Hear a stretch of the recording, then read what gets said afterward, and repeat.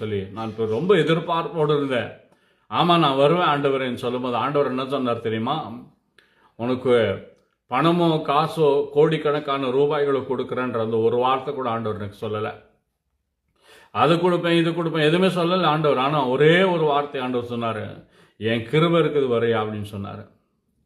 என்னுடைய கிருபையை கொடுக்குற வரையான்னு சொன்னார். இன்னைக்கு வரைக்கும் அந்த கிருபை என்னை நடத்தி கொண்டிருக்கிறது. கை நிறைய சம்பளம் வாங்கி கொண்டிருந்தேன்.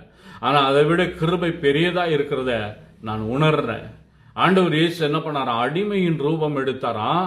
அது என்ன அடிமையின் ரூபம் எடுத்தாரானா? தொடர்ந்து படிக்கும் போது எது வரைக்கும் தாழ்த்தினாராம்? படிக்கலாம். அவர் மனுஷ ரூபமாய் காணப்பட்டு மரண பரியந்தமும் 33.5 ஆண்டுகளும் மரண பரியந்தமும், அதாவது சிலுவையின் அது அங்க விஷயம் இருக்கு. சிலுவையின் மரணம்ன்றது ஒரு அவமான சின்னம். சிலுவையே அவமானம். சிலுவையில தொங்குறவர்கள் நிர்வாணியை தான் தொங்குவாங்க. சிலுவையில் அடிக்கப்பட்டவர்கள் அவமானப்படுத்தப்படுவார்கள். சிலுவையில் அடிக்கப்பட்டவர்களுக்கு பயங்கரமான நிந்தைகளையும் நெருக்கங்களையும் உருவாக்குவார்கள். அதுவும் சிலுவையின் மரண பரிந்தமும் கீழ்ப்படிந்தவராகி பார்த்தீங்களா? கீழ்ப்படிந்தவராகி தம்மை தாமே தாழ்த்தினாராம். தாமே தாழ்த்தினார். எந்த இடத்துலையும் அவர் தன்னை உயர்த்தல. நான் பிதாவினுடைய மகன், நான் சொன்ன என்ன வேணா நடக்கும், என்னை சிலுவையில் அறிய வரீங்களா அப்படின்னு கேட்கல. அந்த பாரமான சிலுவையை அவர் உங்களுக்காக எனக்காக சுமந்து தீர்த்தார். நம்முடைய பாவங்களை சுமந்து தீர்த்த ஆட்டுக்குட்டி அவர்தான். நமக்காக பரிசுத்த ரத்தத்தை சிந்தின ஆட்டுக்குட்டி அவர்தான். உலக ரட்சகராகி இயேசு கிறிஸ்து அவர்தான். இன்றைக்கும் நமக்காக பிதாவினுடைய வலது பரிசுத்தில் பரிந்து பேசிக் கொண்டிருக்கிறவர் அவர்தான்.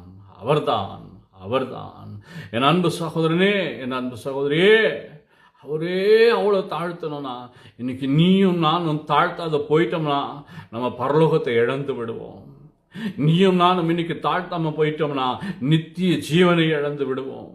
நீயும் நானும் இன்னைக்கு தாழ்த்தாமல் போகவிட்டால் பிதாவின் ராஜ்யத்துக்குள்ளே நாம் பிரவேசிக்க முடியாது.